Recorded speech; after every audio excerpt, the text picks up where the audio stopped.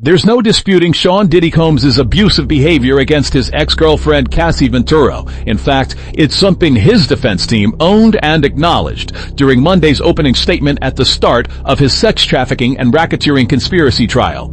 But as Ventura sat Wednesday as the prosecution's star witness for her second full day of direct testimony, the big question now is how will this jury interpret her detailed description of a decade's worth of abusive beatings, drug use, and sex-filled freak-offs with male escorts, which she claimed she was forced to endure at the hands of Combs.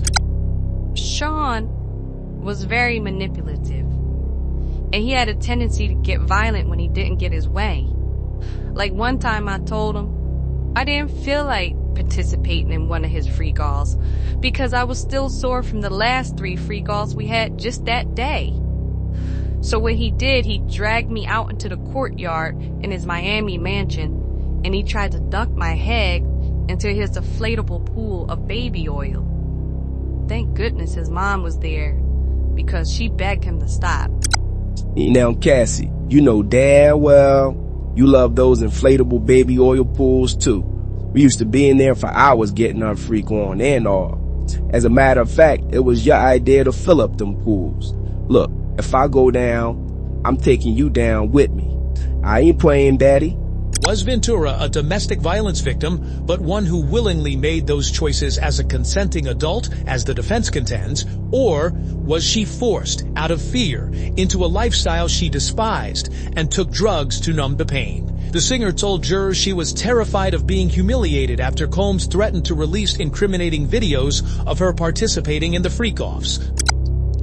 Petty arguments with Sean would usually lead to physical abuse.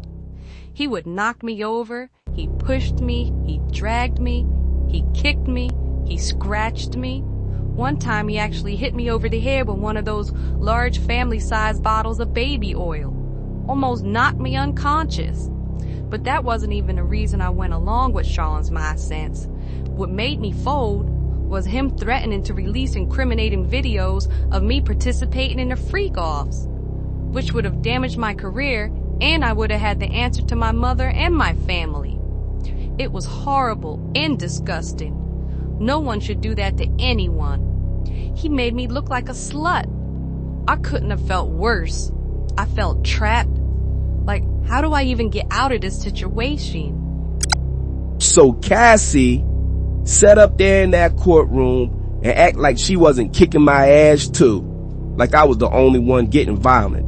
She forgot to mention that day that she kicked me down the steps at the LA mansion while I had a whole case of Ciroc in my hand. And it was that lemon lime Ciroc too, daddy. That shit shattered all over the steps. It cut my feet up like Megan Thee Stallion and everything. I could barely even do my 2-step at the show that evening. Effed up my whole night.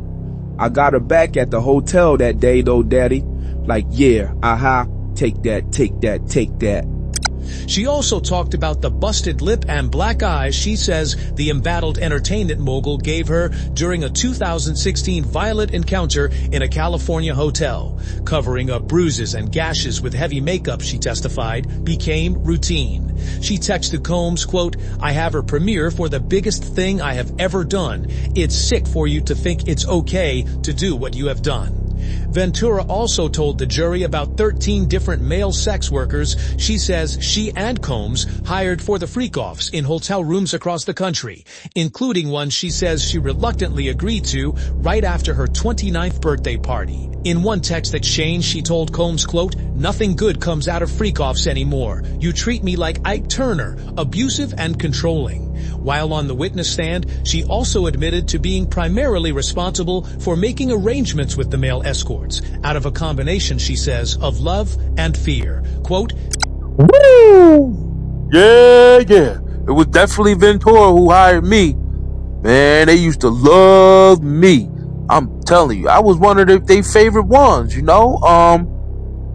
They hired me, and I went there and I did what I had to do.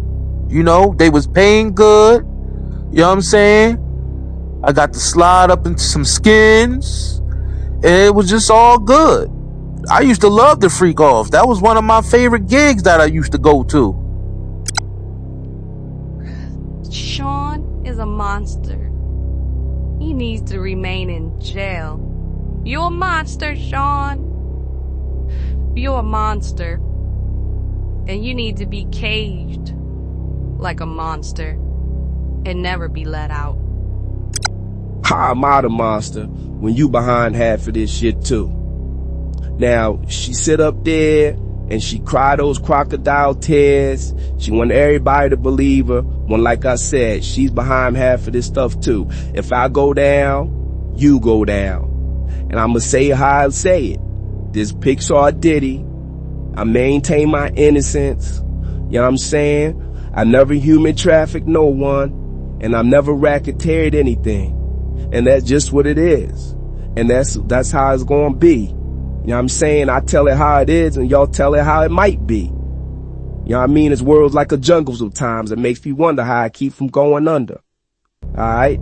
So this Pixar Diddy, once again, you know what I mean? I'ma say it one more time, Cassie. If I go down, you go down. Alright? Take that, take that, take that. Woo!